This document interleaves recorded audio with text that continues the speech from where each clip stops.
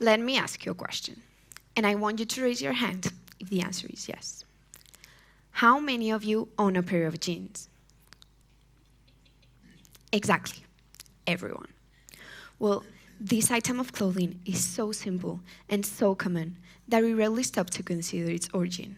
And yet, it is the perfect example to highlight the staggering level of resource waste ingrained in today's fashion industry. One simple pair of jeans requires approximately 2,600 liters of water to be produced. That's the equivalent of what one person might drink in over 3 years. Hi, I'm Elia, and today I'm going to talk about what your wardrobe isn't telling you. The problem is driven by rapidly changing social media trends and a culture of disposability. The fashion industry has turned into one of the most harmful industries for both people and the planet. As someone deeply interested in the world of fashion and who has witnessed firsthand the decrease in clothing quality over the years, my curiosity led me to investigate why this was happening. What I discovered was alarming. The rise of fast fashion, an unsustainable production system that exhausts natural resources and pollutes the environment. But we don't see that when we sip them every morning. But it is there, woven into the fabric, invisible but very real. And jeans are just the beginning. Today, I would like to explore this issue with you in detail: environmental, social, and personal dimensions of the cost of our clothing choices. In Indonesia, the Citarium River, once a source of life, has become one of the most polluted rivers in the world, contaminated by textile factories. These factories dumped directly into the river dangerous chemicals such as mercury and lead. Families who used to swim and fish there now fear touching it. And there's another environmental problem that goes far beyond the river's pollution. Every time a polyester garment is washed, microscopic fibers are released into the ocean. These particles accumulate in the marine ecosystem, harming aquatic life and even entering our own food chain. And here's the kicker.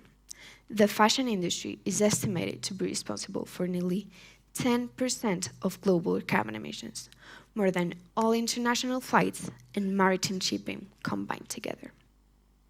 In other words, what we choose to wear has a direct and undeniable impact on our climate crisis. And it's not just the environment who's paying the price, it's also people. You can check the tag on your shirts. It probably says India, Bangladesh, Vietnam, or China.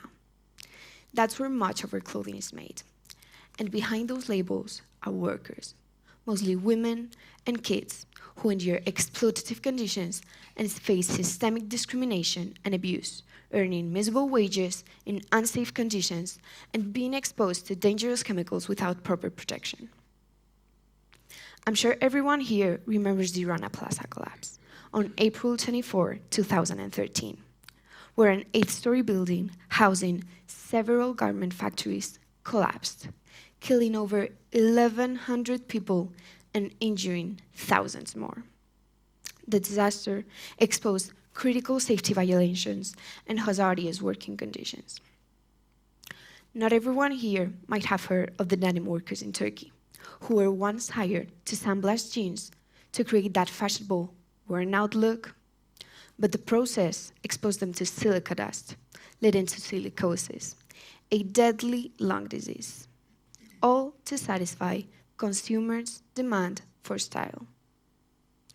These stories remind us that each inexpensive t-shirt or pair of jeans we purchase carries an invisible cost paid by someone else, often with their health or even their life.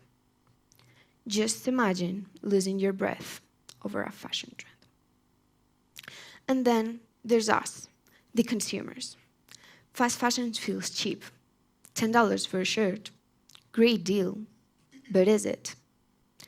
That shirt falls apart after a few washes, and there we are, buying another and another and another, creating a constant cycle of buying, discarding, and replacing that in the end shapes our mindset.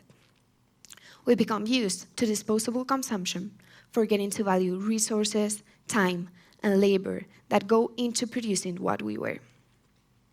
Additionally, we can even endanger our health.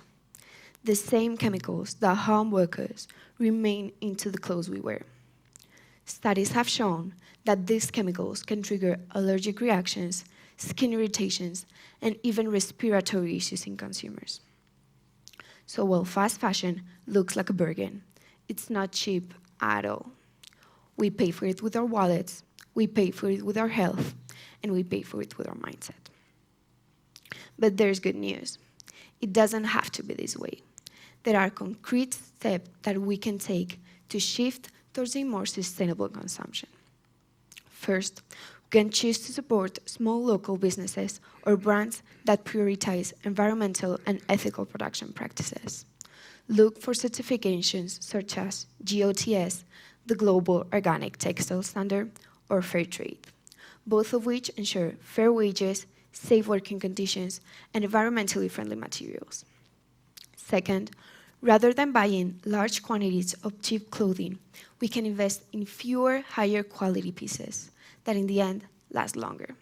This reduces waste, saves money over time, and encourages a culture of mindful consumption. Another increasingly popular alternative is second-hand shopping. Thrift stores, online resale platforms, and clothing swaps not only reduces waste, but also gives clothing a second life. So, instead of throwing away clothes we no longer wear, we can donate them or sell them, extending their usefulness and reducing environmental strain. And third, and last but not least, when purchasing new items, pay attention to the labels. Choose materials such as organic cotton, linen, hemp, or recycled fibers rather than polyester or other synthetic fabrics that releases microplastics when washed. And once you own clothing, take care of it properly. Wash it in cold water or gentle cycles, and repair rather than discard whenever possible. Every purchase is a vote for the kind of world we want to live in.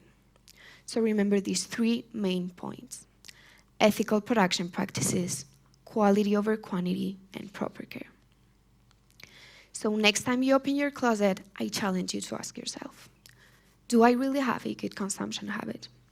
And if the answer is no, take one small step, just one, because change doesn't start with governments, and change doesn't start with big corporations. Change starts with a choice. And like fashion, choice has the power to shape our future. So, what choice will you make today? Thank you.